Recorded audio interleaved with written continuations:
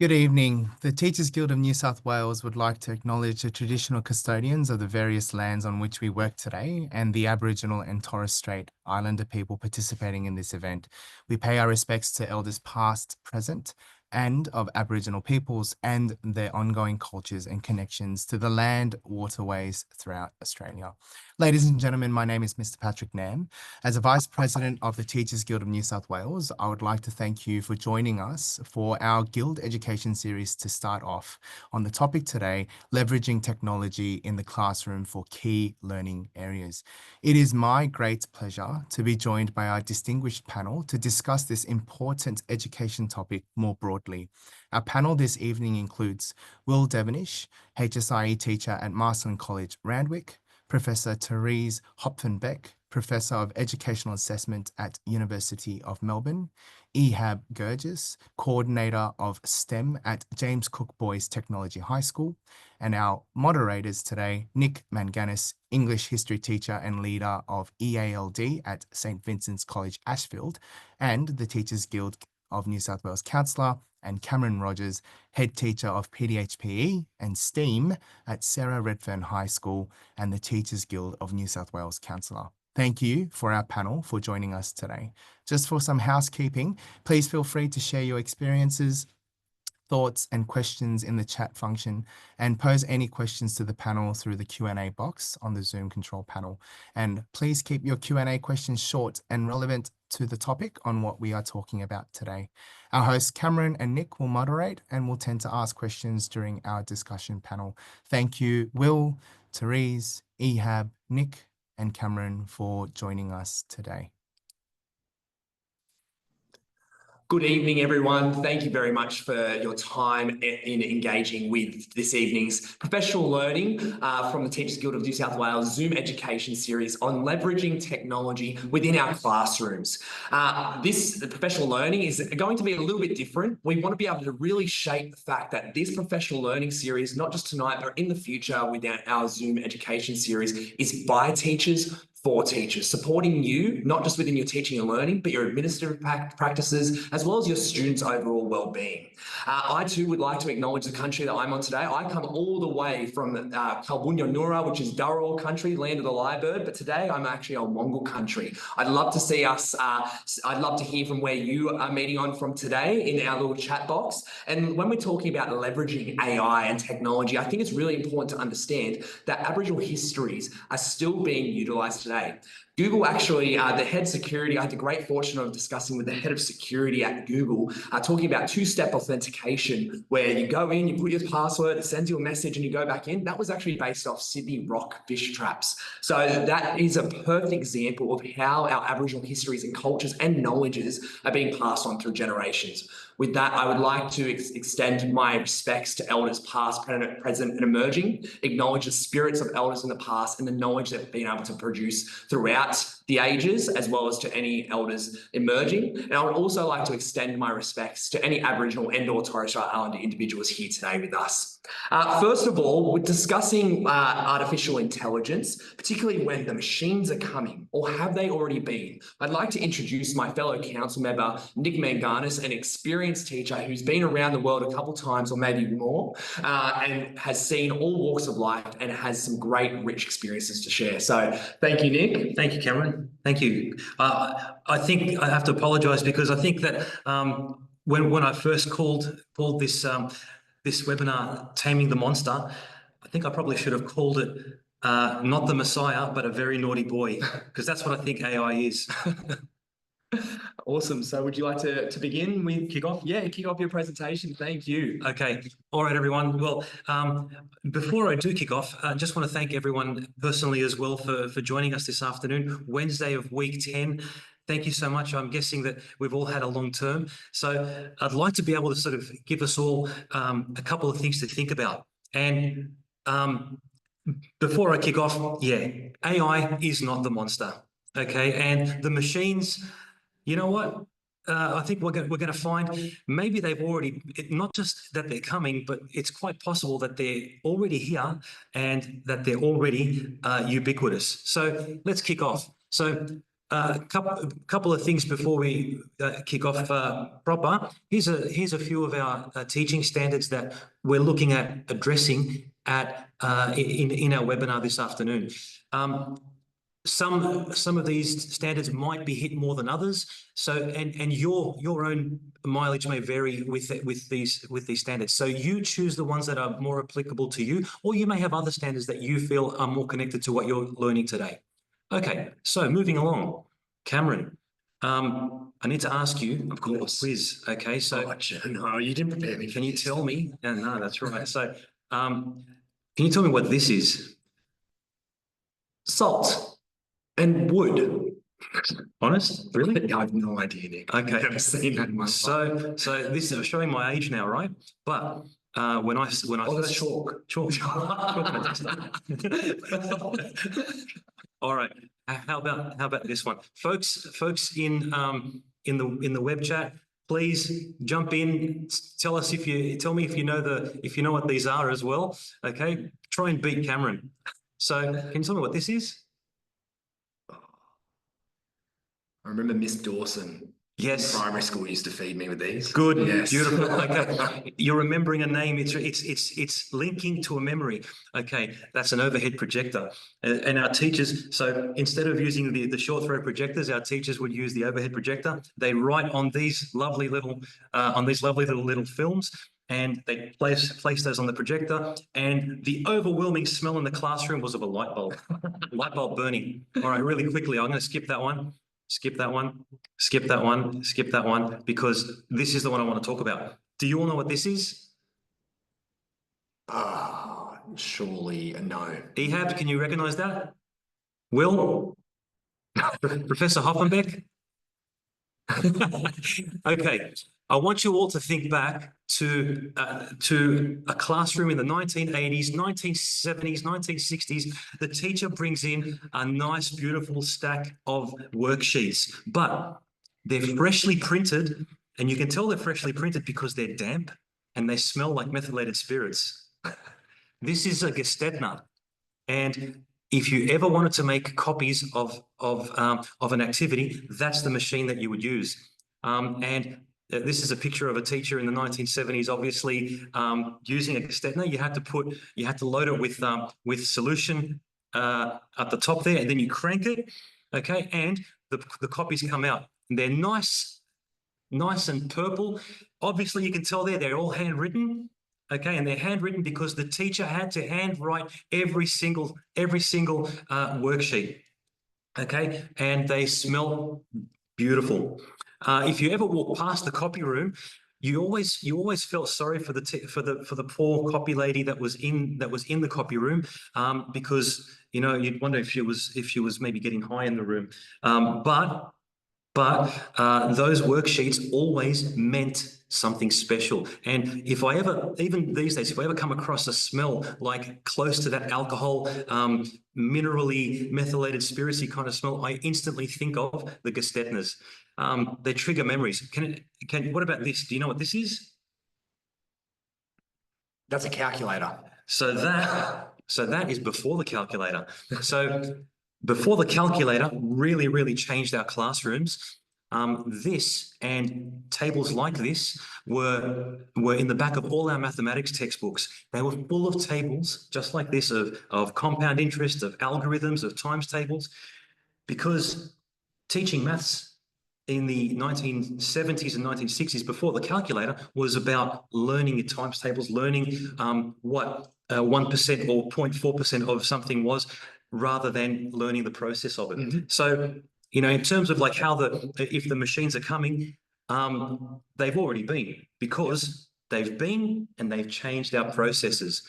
So one of the most interesting presentations that I've come across in the last few years was in terms of the impact of new technologies, especially the impact of artificial intelligence in the classroom.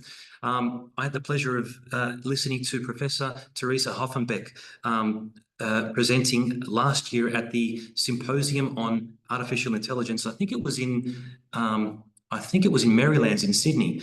But Professor Hopfenbeck's research went right into the grassroots level. So Professor Hopfenbeck worked with teachers to identify challenges and also to identify ways forward from there. So her talk was inspiring and it was also captivating. And it's my pleasure now to introduce Professor Therese Hopfenbeck.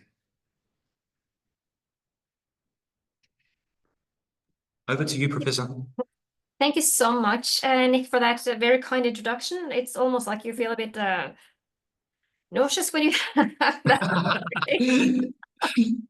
But I also would like to just say that I would like to acknowledge Aboriginal and Torres Strait Islander people as the traditional owners of the unceded lands on which we work, live, and learn, and pay our respect to the elders present, past, and future, and acknowledge the importance of the Indigenous knowledge in the Academy.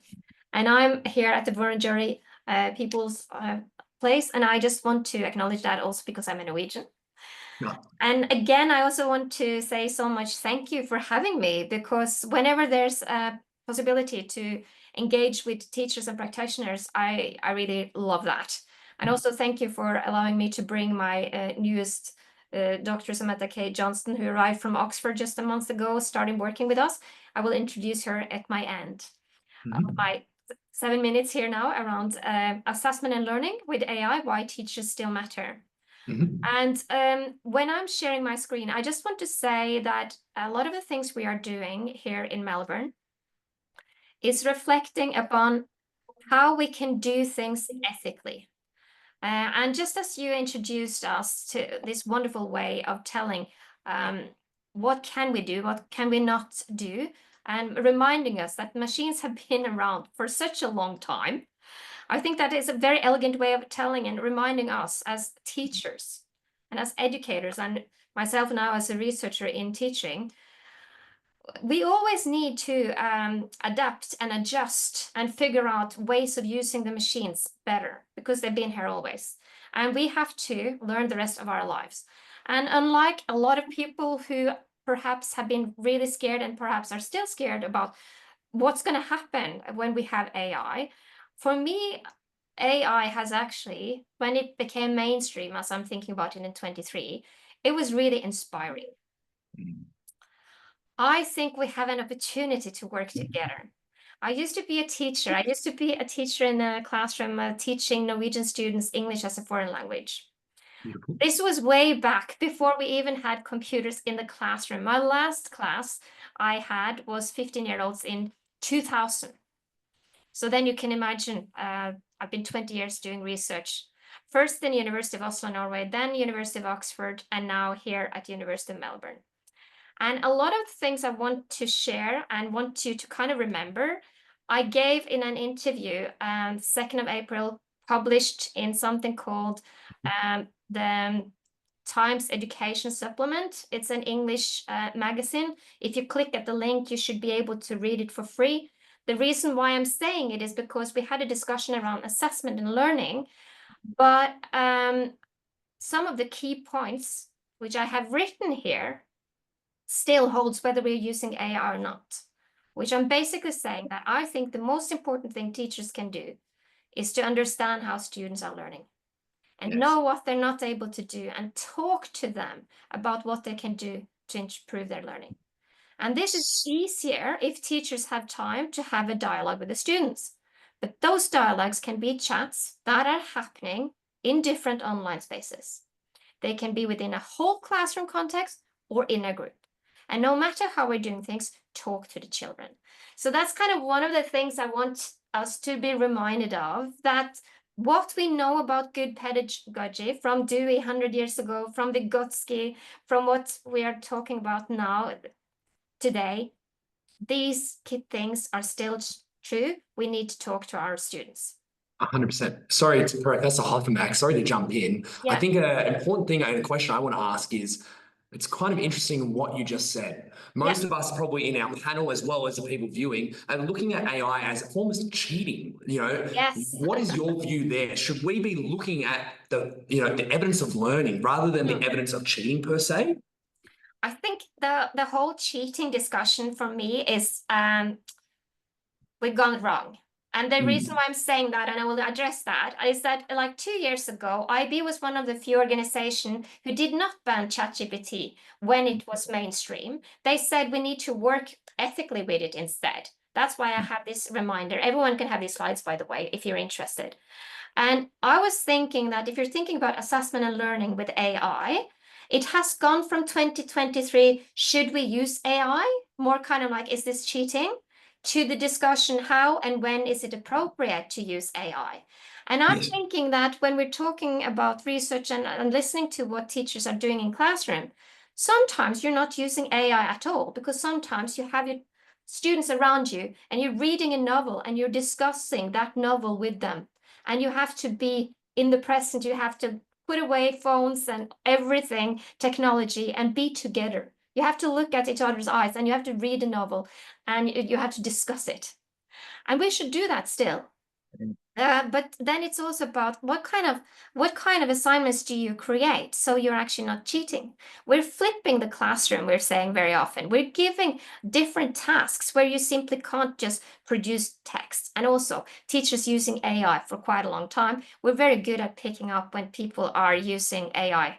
You see the high frequency words, which for instance Claude or ChatGPT-4 are using, and then you can have conversations with students and say, you can probably use AI to have dialogues with AI and suggest structure for your text, but you need to produce text yourself.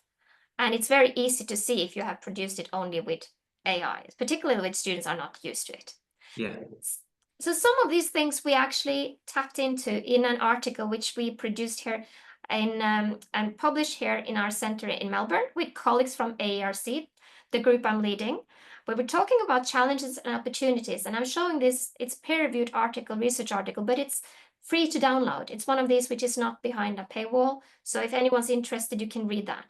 The key points here around assessment for future is that to think about it, that we are thinking about flexibility, something which is fair, something which can motivate, and where we are interested in providing timely feedback to students in comprehensive language, which they can understand.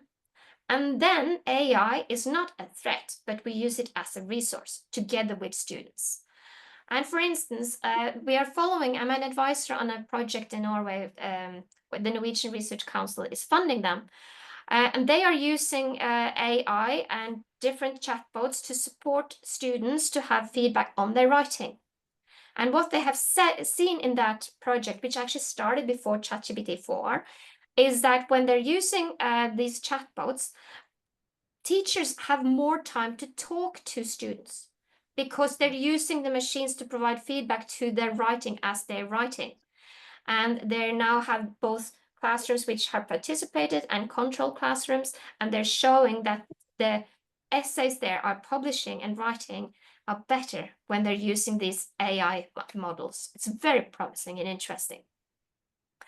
But I wanted to also introduce Samantha the last 2 minutes, if we have 2 minutes, because she's currently now also working with some students. And I just want to say that she has written this publication, which is also free to download. I think it was for UNESCO you published this one, which is guidelines also of ethical use. And some of the things she's saying here is that if we're going to have this correct, you need to prioritize student participation. You need to focus on data security and ethics, and you need to increase knowledge of AI, both for teachers and students. So we need to share. That's why I like knowledge sharing, like we're doing now. We need to share the ways we're working with AI, and we need to discuss tools with students. So when I'm using Claude, for instance, I share with my students here in Melbourne how I'm using it, what is ethical, what is not ethical. And then I explain to them why I like something and why I don't like anything else. And that is all around participation. And we are hoping to have a lot of participation and research teacher partnerships, because what is currently ongoing in the world is a lot of strong forces which has economic interests.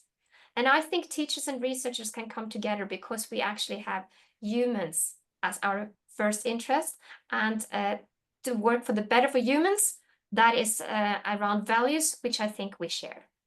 So if I'm allowed to introduce Samantha the last, that would be wonderful. Can you just Welcome, Samantha. say, Sam? Thank you so much, everyone. Can you hear me? Yes, Hi, Samantha. Yes. Lovely. Well, thanks so much for the invitation to be here. And I just wanted to, well, showcase some of the things that we're doing at ARC and also some of the things that we have been working on previously together in the past. And one of the things that I wanted to reiterate in terms of what Therese mentioned around the ethics of using AI. So one of the big things that I'm working on at the moment is really ensuring that students, they are able to foster and improve their critical thinking, both critical thinking skill and critical thinking disposition, which is a willingness to use the skill when they're engaging with these AI-based systems. And so one of the pieces of advice that I have for teachers, especially when you engage with these systems, is oftentimes you're recommending materials. And we know that AI, it's a huge black box in the sense that it doesn't oftentimes state to you why this material is being recommended. And oftentimes it's based on inaccurate or incomplete information about yourself or about students, which can then detriment students' learning outcomes. So it's important to engage with these tools that are what we call explainable. They provide that explanation for why they're recommending that content, and also educating your students around asking these questions. Anytime there's a recommendation given, to ask these questions: why is it that this content or that piece of material has been recommended for me, myself as a student, and yourself as an educator? But more broadly, some of the work, as Therese mentioned, I was in Oxford and I still work as a visiting researcher. So I work as part of a team. So I work with Sir Nigel Shadbolt and Professor Sir Tim Berners-Lee, who created the World Wide Web. And a big part of what we're doing at the moment is to give back people autonomy when they're engaging with these educational tech tools. So it's been a really interesting experience being able to work with teachers across the UK, getting them to really interrogate not only the AI systems that they're using, but the data policies that drive these systems. What are these edtech companies? How are they recommending information? How are they even storing your information? Are they doing that in a very ethical way? And what are our expectations as researchers and educators? So it's really around building a tool to give back people empowerment in this space. So I just wanted to share that, and I'm happy to be contacted. I'm here in Melbourne at the moment, and I'm very excited to be extending this piece of work and fostering students' critical thinking while they're engaging with these platforms. Thank you so much for that, Samantha. Yeah. Thank you very much as well, Professor Hopfenbeck. I know I'm going to ask a question and I'm going to give you a 1 minute time limit. We're going to solve all the world's problems in 1 minute. We did have a question surrounding essentially equity. One of our members in our chat actually asked about age restrictions. I would like to even broaden that more so from what our fabulous viewer has actually asked. What about equity as a whole? We do know there's disparities between certain areas, rural and remote versus urban, whether it be high and low SES areas, as well as age groups. What do you think, in 1 minute, the key to tackling inequity utilizing technology and artificial intelligence is? What are the steps we can do as educators on the ground? That's a challenging question. That's our research program. I mean, one of the biggest concerns we're having now is that we're talking about the gap between AI literacy for those who have and those who have not. And for those countries who banned AI in 2023, we have already a gap between those schools who started using it and those schools who do not. So some children are now in schools where teachers are experimenting with AI and teaching them how to do it. And others are saying, no, you're not allowed to use it. I'm terrified for that, because children are the ones who are going to lose out if you have someone who's not teaching you how to do it. And personally, I do not believe in banning. I think we'll see empirical data coming out showing that the more you're banning something, the more students are doing it alone. Yes. Absolutely. We don't want them to do this alone in Yeah. the room. We want them to learn from grown-ups in schools, and we want their parents to talk to them about ethical use of it. So Yes. I'm actually terrified that in 5 years we will have documented the empirical gap. So if there's one thing we can do, it is share knowledge and support each other in teacher networks and researchers and make the knowledge shared, because if not, we're going to lose our kids. Exactly right. So you would say encourage, take risk, explore, and then be able to provide for all. I love that. And it might sound like such a big question, but as collective efficacy as us all as educators, being able to provide opportunities, whether it be a ChatGPT or whether it even be just a general technology base, those ICT skills are real world skills. So thank you so much, Professor Hopfenbeck and Samantha. Our next speaker is Ehab Gerges. He's a dedicated STEM leader and educator currently completing his Master of STEM Education. With a background in engineering and science teaching, he's been recognised with multiple awards, including the Toyota STEM Teachers Scholarship and the World Teachers Recognition Award. Welcome, Ehab. Thank you so much for joining us. As a fellow department member, I very much am looking forward to hearing what you have today. Thank you very much. Well, thank you. Thanks for having me. And thank you for everyone turning up. I know the time is really precious, so I'm going to be really quick and get to the point. I personally, one of those teachers that, as I guess a lot of us, really busy. And since I started experimenting with ChatGPT, and then, is that sound all right? Or can you guys hear me? Yeah. Then currently using New South Wales EduChat, I actually find it to be a game-changing AI. Knowing that we're all busy, it takes a lot of time to organize sometimes an assessment task, putting a rubric with it. That's a quality rubric, and linking that to the syllabus outcomes, putting an outline. And I just been experimenting with New South Wales EduChat, and I'm sorry that's more directed to staff that's currently employed by the Department of Education, but I know that ChatGPT has been also working alongside. But I'll be spending the time looking at New South Wales EduChat and how that's been making life really easy for someone like myself that's just running from one department. I'm a physics and chemistry teacher. I'm a STEM coordinator, and I've been running a lot of activities in the background. So if may I share my screen and just put my presentation? Yeah. Please do. Yeah, thank you. So I'm just going to share my screen with you guys. I'm not quite sure how many people heard of I'll just display that. Okay. Now sorry, I didn't start from the beginning. My sincere apology. Okay, here you go. Now, looking at the rise of the machine, I personally believe that we are the one that drive the machine, at least at this stage. We provide the machine with what we want the machine to do for us as an agent, and the machine being able to execute that in a very, very rapid, fast rate, which make life easier. I personally been using New South Wales ChatGPT, which I'm not quite sure if a lot of us are aware of it or not. I'm going to go through quickly where to find the New South Wales EduChat. It is a great tool when it comes to producing worksheets, assessment tasks, rubrics, handouts. So it is, can you guys see the screen? Most definitely, yeah. It is part of the essentials. So if you want to add it to your essentials, you just need to add new essentials, look for New South Wales EduChat, and as soon as you locate it, you just add it to your essentials. If it's sitting there, everything is easy from there. I will go through a couple of examples because I've been using it also with mainstream, with HBG. It allows me to put a piece of text and then ask the machine to differentiate it, where it can be simplified for some students in the same class that got a special need. Also the mainstream, and then I also can expand on it for some of the gifted students that want to accelerate.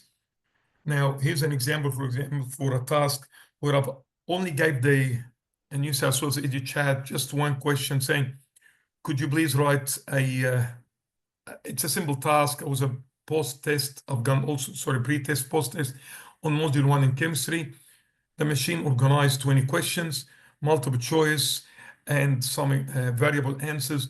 It also allows me to make it simpler, allows me to rephrase it, expand on it. Going through that, I'll jump out for a minute and show you guys how it is on the software itself. So if I go While you're doing that, Ehab, sorry, while you're doing that, we have had a question which I would love to tie in right here. We did have a question about inputs. To get a quality output, like you're saying, we need an actual quality input. Our viewer actually asked about assessment, and please, if while you're doing this, Professor Hopfenbeck, if you would like to jump in as well, whilst you're doing this, what actually is a quality input or prompt to get the best quality output for our students and our teaching and learning?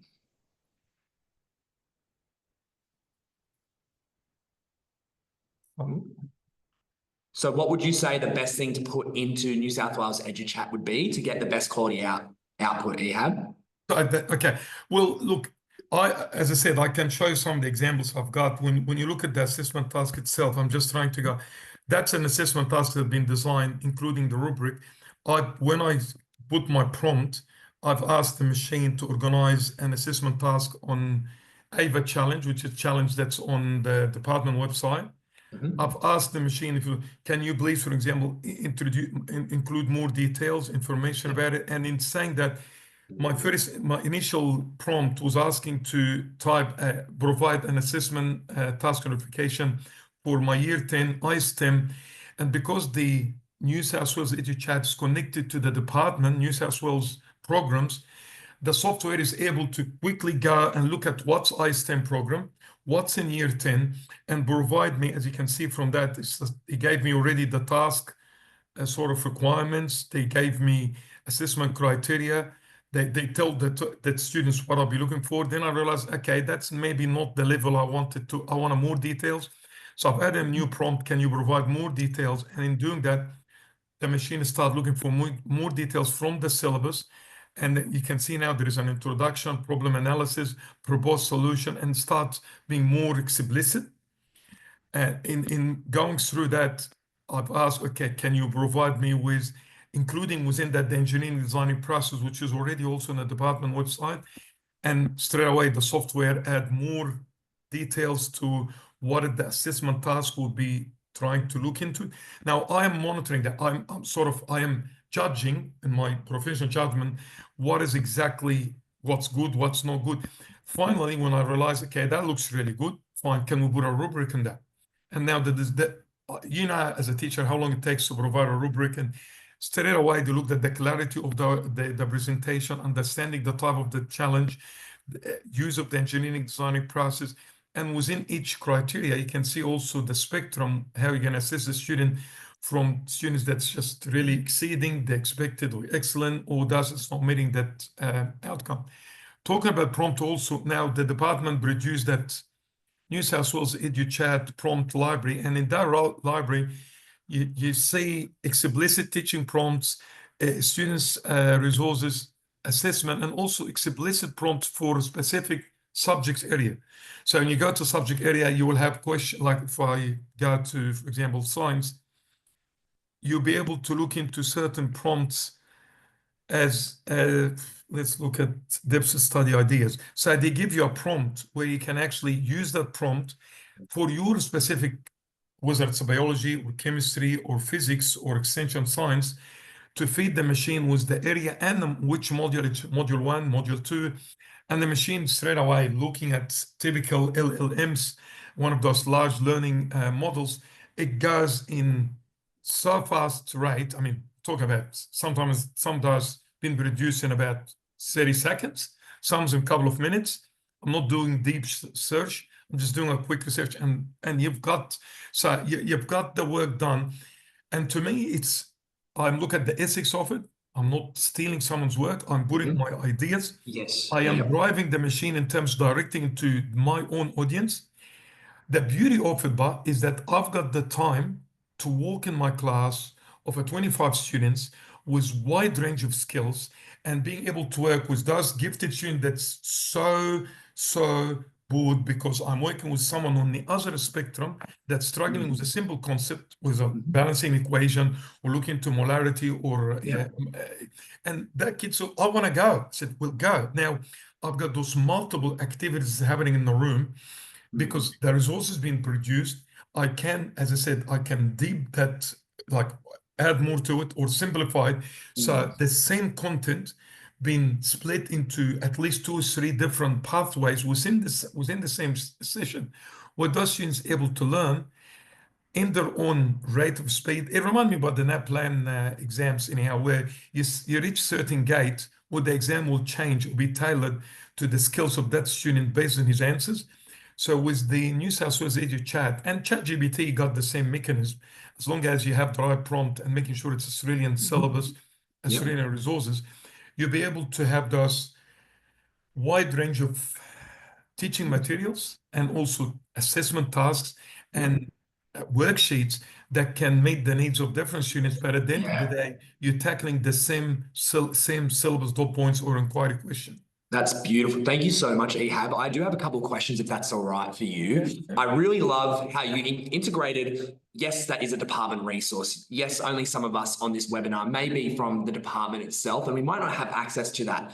However, some of the core things that I heard from you that echoed what Professor Hopfenbeck actually said was things like evaluation, not just our students evaluating their outputs, but us as teachers. So I really liked how you talked about that. I liked how you talked about differentiation as an adaptive practice so that you're able to actually save your time so that you can place focus on your teaching and learning. And last but not least, this is the question I have for you, because I really liked how you went through multiple inputs, the multiple prompts within there. If we have, let's say we've got a couple of beginning teachers or early career teachers, or some individuals who may not have engaged with artificial intelligence to the extent of this before, whether it be EduChat or ChatGPT, what piece of advice would you give them? I don't want to be really scaring anyone. I mean, I know that the machine is evolving very, very fast. I guess you have to experiment with it. You have to try, but you have to have your professional judgment. I want to show you an example. This is here an example of professional judgment. That's a question on the left-hand side. That's a question, physics question for my year 12. The top is a question I gave the machine. That was ChatGPT, not New South Wales EduChat. The machine calculated the question, done a very full working out, but the answer is wrong. I've asked the machine to crunch the numbers, do it again. On the right-hand side, it was still wrong. So I provide the machine with the correct answer, and I've asked the machine to verify why that's the case.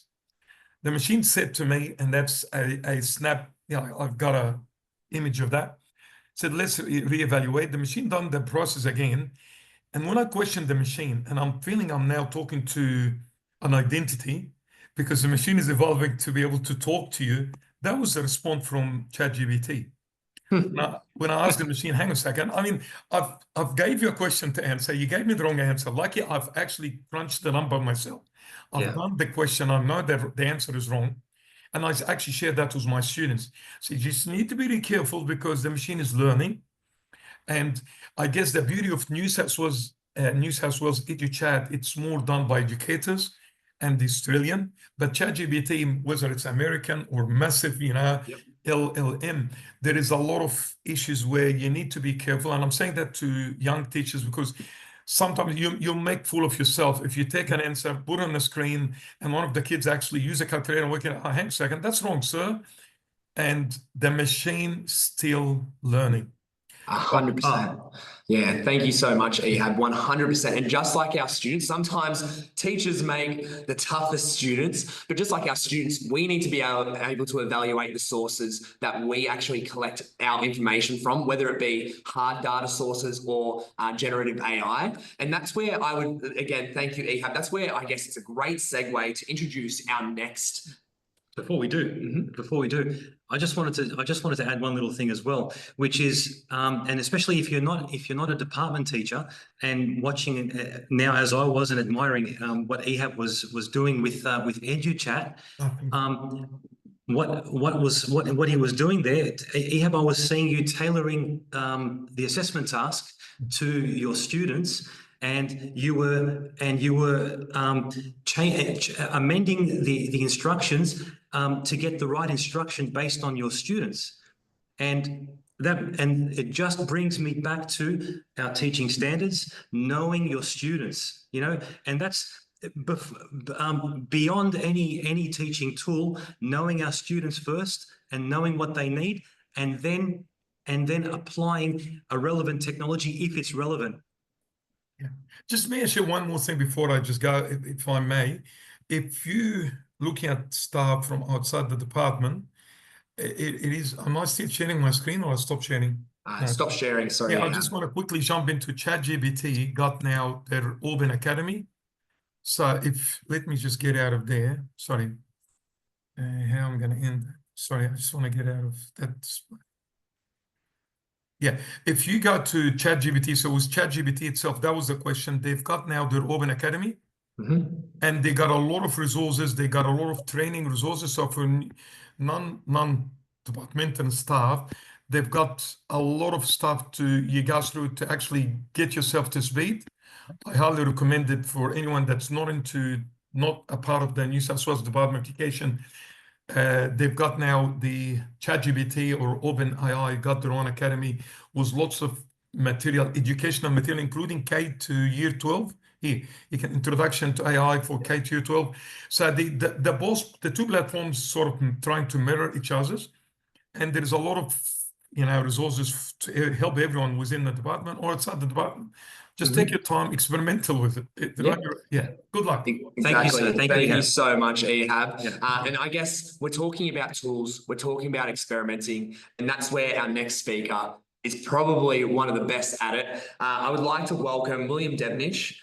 Will is an educator within economics and commerce at Marsland College in Randwick. William's really passionate about using technology in smart, practical ways, both to keep students engaged and to make life easier for teachers. I know from engaging with William for only a small amount of time, he was able to provide more than just the traditional ChatGPT. William, welcome. Thank you very much for your time. We really appreciate it. Evening, everyone, and thanks for having me. As I said, I'm a fourth-year teacher, and a little bit of a shout-out just for someone in the chat. Mohan Dal was one of my first uni lecturers in an economics business class. So, Mohan, good to see the name in the chat, and it's great to see you again. That's excellent. I guess from my standpoint, there's a couple of things that I get just as I was listening, writing down. In terms of what Therese is saying, working with students, I've done a lot of it this year, particularly with my year 10s, in using things like ChatGPT and Perplexity, especially in helping with their writing and I've been going and showing them processes, and we can use this to get some data to help our writing and really starting to formulate that. And I don't know whether it was that or that it was an easy exam, but the last written assessment that they sat in class, it really has gone leaps and bounds in terms of their writing. So I guess from my standpoint, I want to be able to show today, I guess, a couple of things that as teachers we can use, and by no stretch of the imagination am I an expert, but I do like to play around and try different things. But I was going to finish with this one here, but I want to start with it just because we were talking about prompting. Just for anyone that is thinking about how can we use things like ChatGPT and other chatbot tools, Sydney Uni posted this article about a year ago, which is Prompt Engineering for Educators. It's a pretty awesome article that goes through and gives you specifics on different ways you can ask and use the chatbot. I think for us, we were talking about assessment, and it gives you a really good understanding of how to use it, and then goes through and says, how can you start to speak through the chatbot, and it gives you some ideas over here. So I guess just a tidbit, I don't want to run over time, but I'm happy to throw this in the chat, but this is a really good article for people that want to start to utilize, I guess, chatbots a little bit more. I guess from my standpoint, I want to give a couple of different ideas of some possible tools you can use, and I'll go through a few today. In terms of chatbots, I know we've got ChatGPT and then Copilot. For those in Sydney Catholic schools, we can no longer access ChatGPT anymore. That's been blocked. So Copilot has been the one that's go-to, but Perplexity is one, I guess, as an economics teacher, I've used and a lot of my students in year 11 and year 12 have used, because that is a big thing for us, and it saves them from going through the depths of the internet to try and find different data. And Perplexity is something that is really good because it actually shows you the links in which it's getting its data from. So students actually pop in whatever they're looking for, and then they can actually go and read an article or go through. So that's something to use. I tend to go with Perplexity a lot, because it helps with especially those younger students to go and see where are they getting their information from. And I guess for us, as we were just speaking about, that authenticity standpoint, is the information correct in what's coming out? Well, we can actually cross-reference that with, well, they said they got it from here, let's have a read. is that a viable article that they use? Is it a viable bit of research? So that's something to use. The first one I'm going to talk about today is DFIT. And now I also think this is pretty cool because I think I'm assuming some people in here might be maybe heads of AI at their school, curriculum coordinators and whatnot. All of the slides that I show on DFIT and a couple of the other ones, that's actually straight from their website. So they've got their own PD resources that you guys can take and utilize and be able to show. But from this standpoint, really cool little platform. What you can do is, if you have a look up the top here, you can pop in whatever you like. Now, it can just be, say, I'm looking at economic growth in Australia. I could just pop that straight into this chat here and pick whichever grade level I want to put into, and it'll then pop out. I jump forward a little bit for activities. It could be an activity on vocab, something for what you can do in class, constructed responses if you give it a question. So that all comes from it. And I thought, why not, instead of having a look at that, we can have a look straight into it. That is amazing. Well, while you're doing that, sorry, have you experienced this across multiple KLAs and multiple age ranges, or have you found a sweet spot with using DFIT for a tool, or is it holistic? I've used it from as high as a Year 12 economics class to one of my Year 8 geography classes, and I guess just with time in the hand, this is one that it popped out and made. This is off the basis of a video of colonization in North America, which was one of our Year 8 topics. And this is effectively the resource that it's popped out, and it's got its terms. What it does here is it puts it into, I guess, words, but you can then formulate what grade level you have. So in this class, I had a student that was selected outcomes, and then I also have what we classify in our school as a Newman student as well. So give you a full range of student and learners. So one student could have this, could be for an age level above, and one might have it for an age level below as their selected outcomes. And they could still be able to access all of the content. It's just been able to show in different ways in terms of that literacy. And then down here, a couple of multiple choice questions, short answer questions, open-ended questions, and then an extension. So that can be something that can be utilized. But again, I think we go back to that authenticity bit. Always have a look at it. What do I need to add? Is it worthwhile? Does that suit my learners? But again, this is straight on Google Docs, so I could go through and change anything I like, add anything that I like to it as well. So that was probably one of the early tools that I found probably about a year and a bit ago. But one of the ones that I'm playing with at the moment, I'll skip to it just with time, and I'm thinking about Q&A, Brisk. If you have a look and you can see the screen, you see this little icon down below. And what I want to do is, again, I'm just going to show you straight up instead of the slides. For me at the moment, as an economics teacher, one of our big things at the moment is obviously what's going on with the tariffs, what's happening, how's that looking for Australia. So we might have some fellow economics teachers in here, we know that we push our students to go and read articles, and it's only as good as if they go. So what I like to do is go and say, here's an article, what does it mean? Now I could get on Brisk, and what pops up is a whole aspect here. Now, one of the ones I played with as well was podcast. You can play that with yourself, but effectively that'll give you a 1 to 2 minute podcast download for this article, give you a bit of an overview. That could be for a student that might have some difficult reading, EALD student, and you can pick the grade. But if I was to jump over, hit create, okay, and out pops here is a different aspect that I might want to pick. If I say, let's go and get a quiz, I might say to the boys, you're going to read, then we're going to do a quiz. We've got 12th grade, multiple choice, team question, and it just says create a quiz on this web page. And all you do, you press next, new doc, and all that will pop up, it's connect to your drive. Give it a couple of seconds. While that's going, Will, I'm hearing all around New South Wales pens writing down these words. I'm imagining a Monday morning after a long weekend. We're going to be, I'm imagining quite a few of us in this webinar are going to be using this, including myself. Yeah. Can I jump in? Yep. You can get it to mark the assessment tasks too. Yes, you can, and I'm going to show you that next.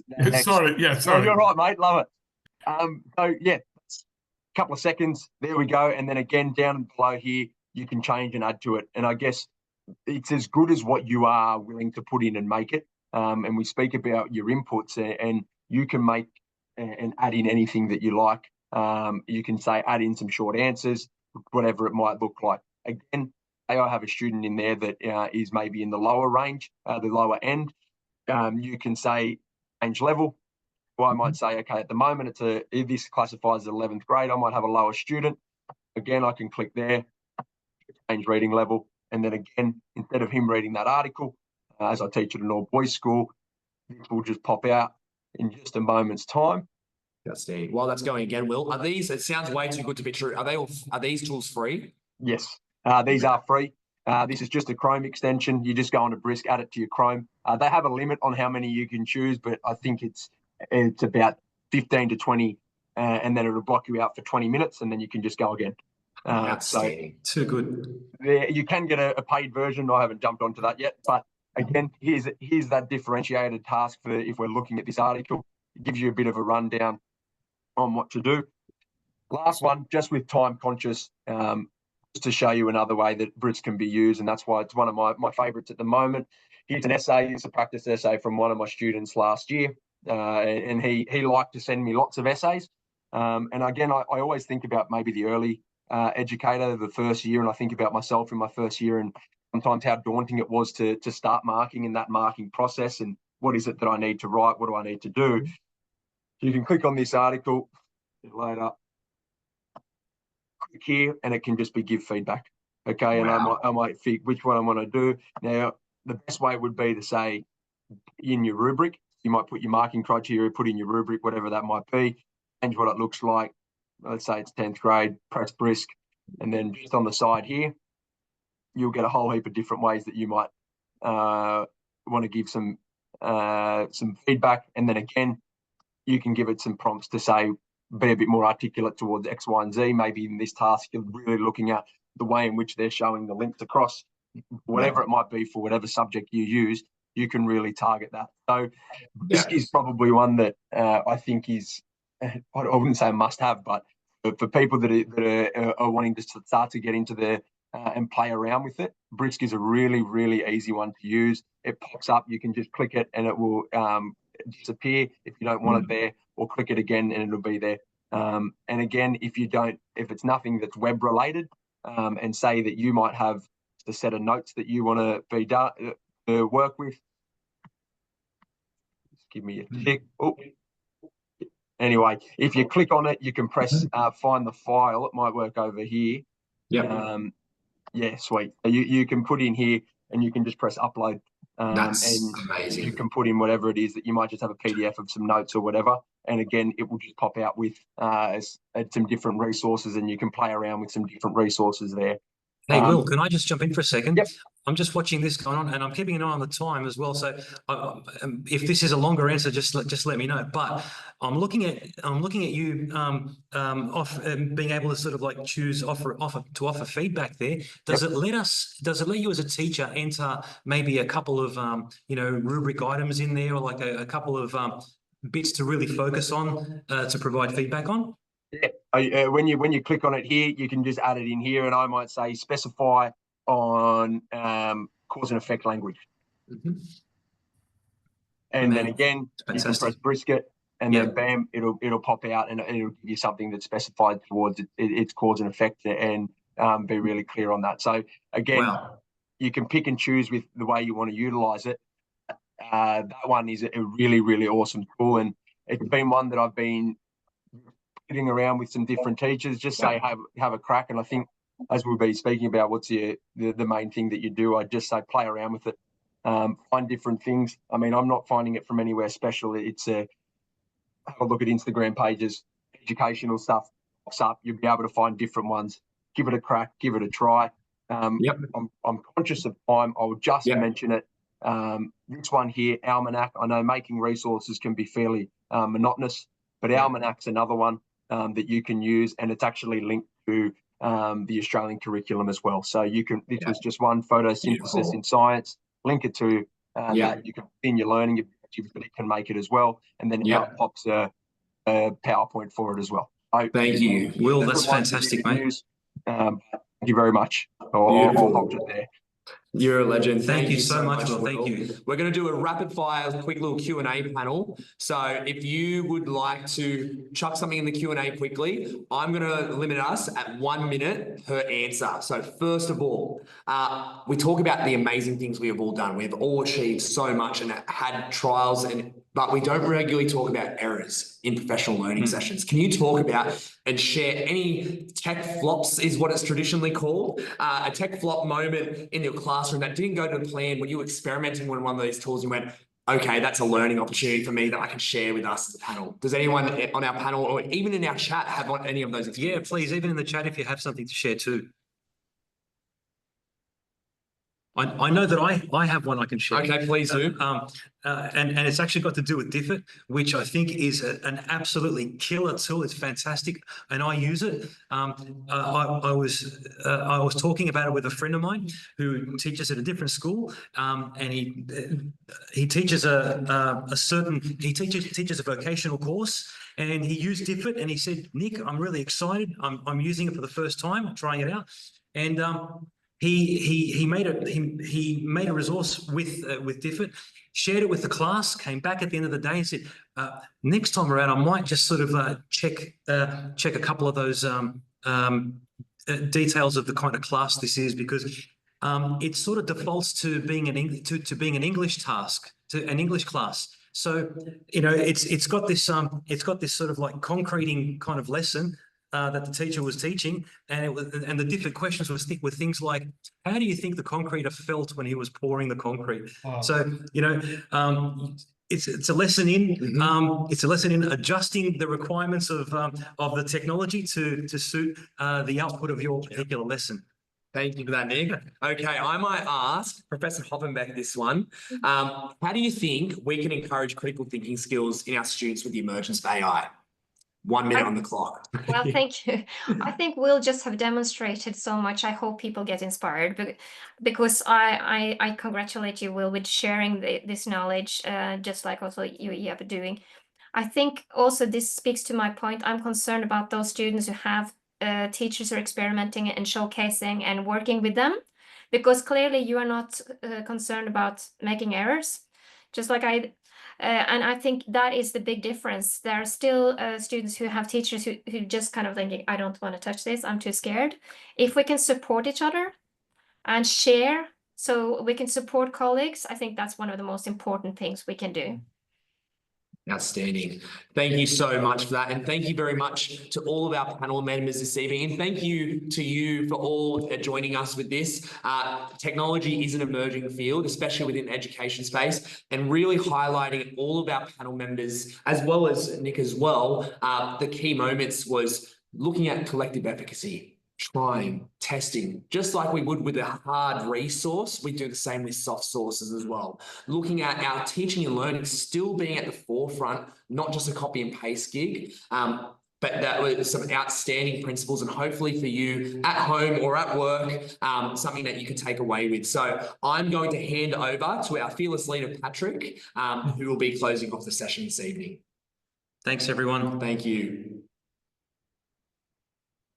Look, everyone, I actually wanted to hear more of it, to be honest, but it's quite that we had to cut it short. But I'm sure that first of all, I'd like to really thank our panelists and also for our moderators, Nick and Cameron, to run this wonderful opportunity. And on behalf of the Teachers Guild of New South Wales Council, I would really like to thank Will, Professor Therese Hopfenbeck, Ehab, and obviously to a mention to Samantha as well for your resources and your research that you're doing in the current field, and also for your time and the dedication in engaging us on such a very informative and current discussion in terms of the opportunities and challenges on our important topic today.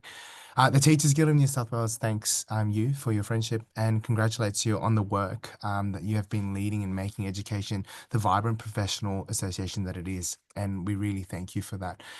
Just in terms of follow-up for everyone, the event recording will be sent out along with a certificate of attendance and a short post survey to help us shape our future monthly online webinars, and also for Cameron and Nick to come up with other wonderful topics such as what we had today.